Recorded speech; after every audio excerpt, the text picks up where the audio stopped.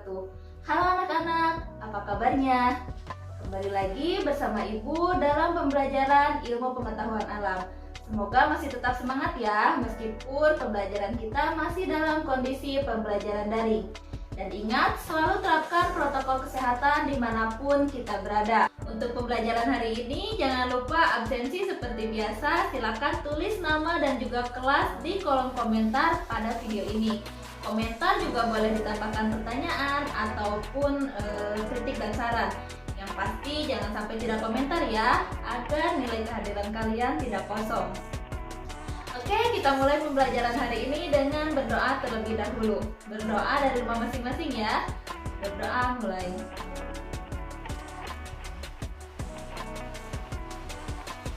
Berdoa selesai.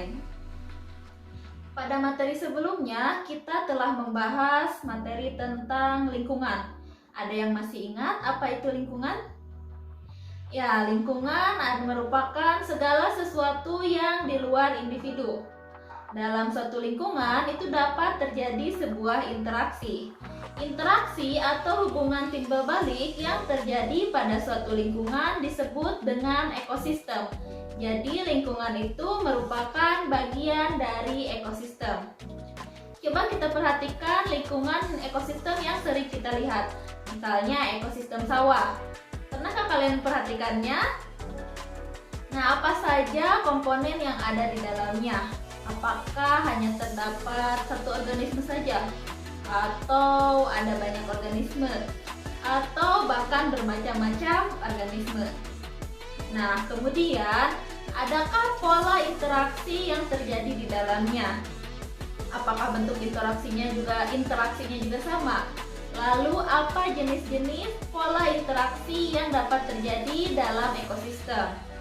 Nah, untuk menjawab pertanyaan-pertanyaan tersebut, yuk kita pelajari bersama tentang satuan penyusun ekosistem dan pola interaksi yang terjadi dalam ekosistem dengan tujuan pembelajaran berikut ini. Seperti yang kita tahu, lingkungan itu tersusun atas komponen biotik dan abiotik. Nah, dalam suatu lingkungan ekosistem terdapat satuan penyusun yang menyusun ekosistem tersebut. Ada 6 jenis atau 6 tingkatan satuan penyusun yang menyusun ekosistem, yaitu ada individu, populasi, kemudian ada komunitas, ekosistem, bioma, dan biosfer. Kita bahas dari individu terlebih dahulu ya. Individu adalah satuan hidup tunggal. Individu sendiri berasal dari bahasa Latin, yaitu individuum, yang artinya tidak dapat dibagi, atau satu makhluk hidup tunggal. Contoh dari individu misalnya seekor burung, seekor kerbau, seorang manusia juga adalah individu ya. Kemudian yang kedua adalah populasi. Populasi merupakan sekelompok makhluk hidup yang memiliki karakteristik yang sama, yang hidup dalam waktu yang sama dan wilayah geografis yang sama. Contoh dari populasi adalah sekumpulan gajah atau sekumpulan jerapah. Sekumpulan manusia juga termasuk populasi. Dalam populasi manusia itu juga dapat membentuk suatu dinamika populasi. Dinamika populasi manusia itu dapat diartikan sebagai sebuah perubahan keadaan populasi, baik itu peningkatan atau penurunan jumlah populasi. Sedangkan jumlah populasi itu dipengaruhi oleh 3 hal. Yang pertama itu ada natalis atau kelahiran. Kemudian dipengaruhi oleh angka kematian atau disebut juga mortalis. Dan dipengaruhi oleh perpindahan atau migrasi. Contoh dari dinamika populasi adalah kepadatan penduduk. Nah, kepadatan penduduk ini dapat mempengaruhi keseimbangan dari ekosistem. Jadi keseimbangan ekosistem dapat terganggu dengan adanya kepadatan penduduk.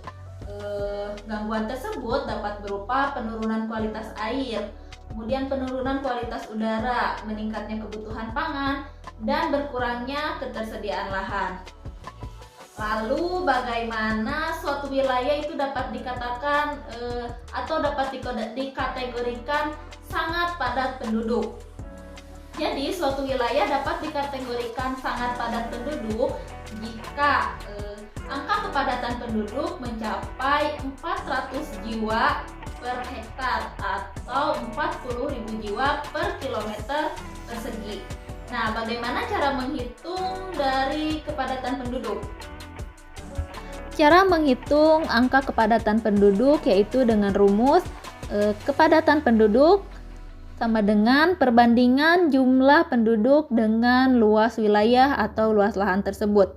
Contohnya berdasarkan data kependudukan daerah Jawa Timur pada tahun 2015, jumlah penduduk wilayah setempat adalah 1.800.000 jiwa.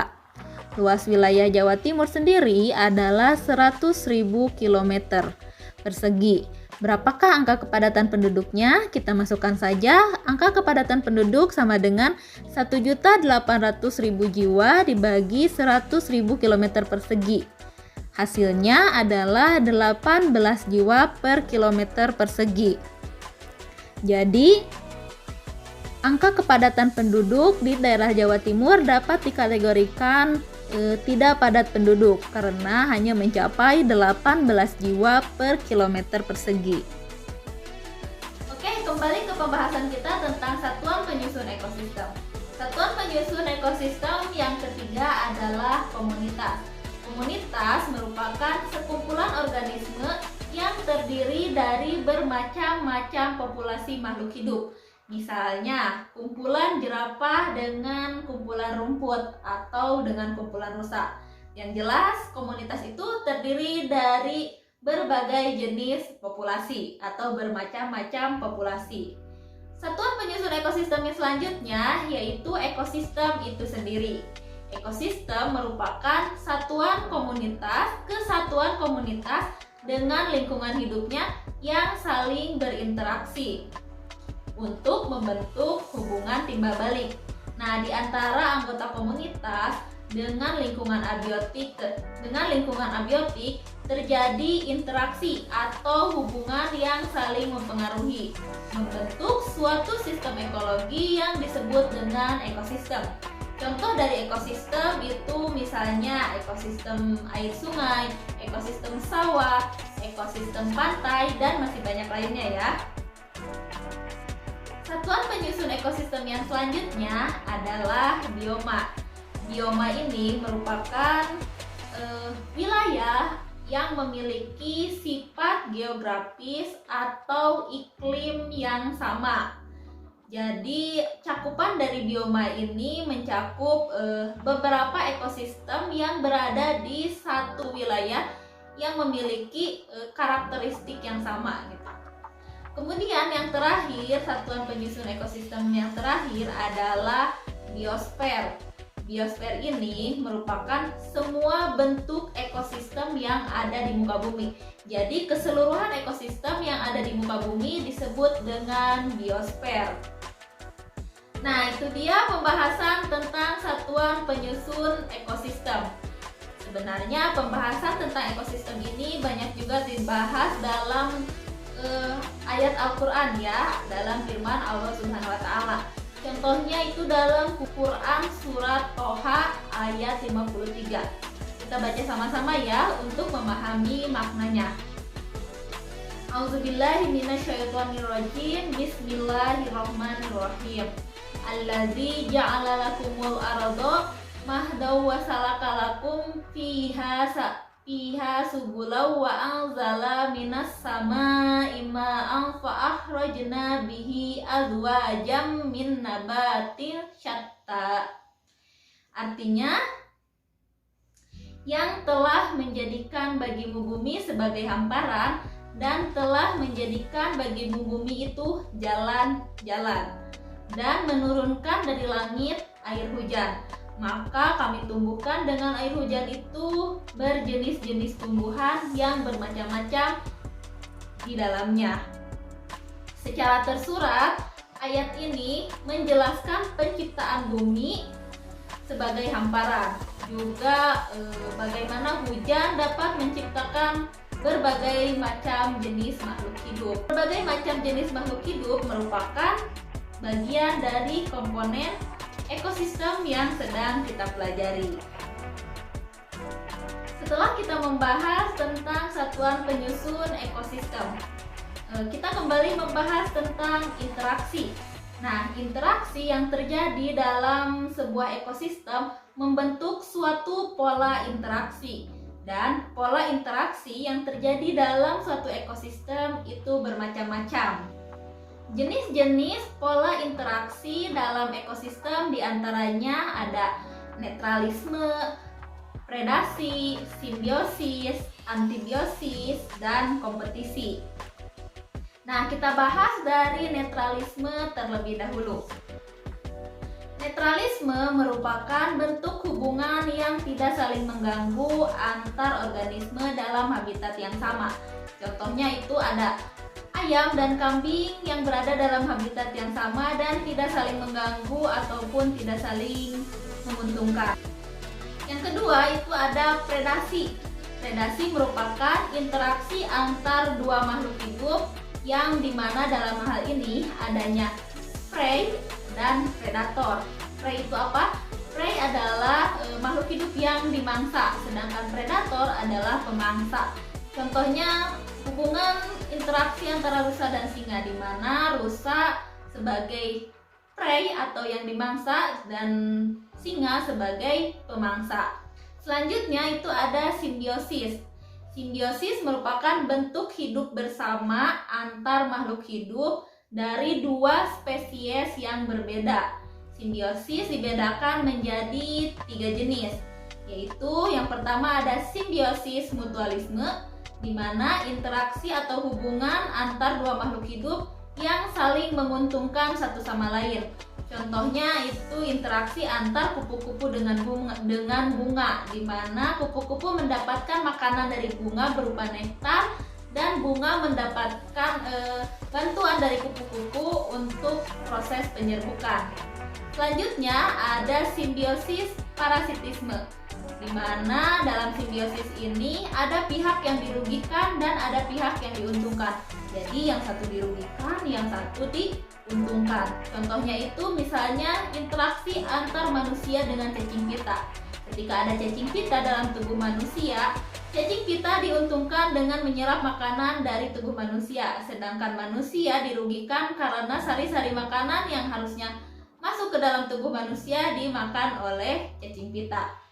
Kemudian yang terakhir ada simbiosis komensalisme. Nah, dalam simbiosis komensalisme ini intinya yang satu diuntungkan, yang satu tidak dirugikan atau diuntungkan. Jadi dia tidak untung tidak rugi atau biasa saja ya. Tapi yang satunya diuntungkan.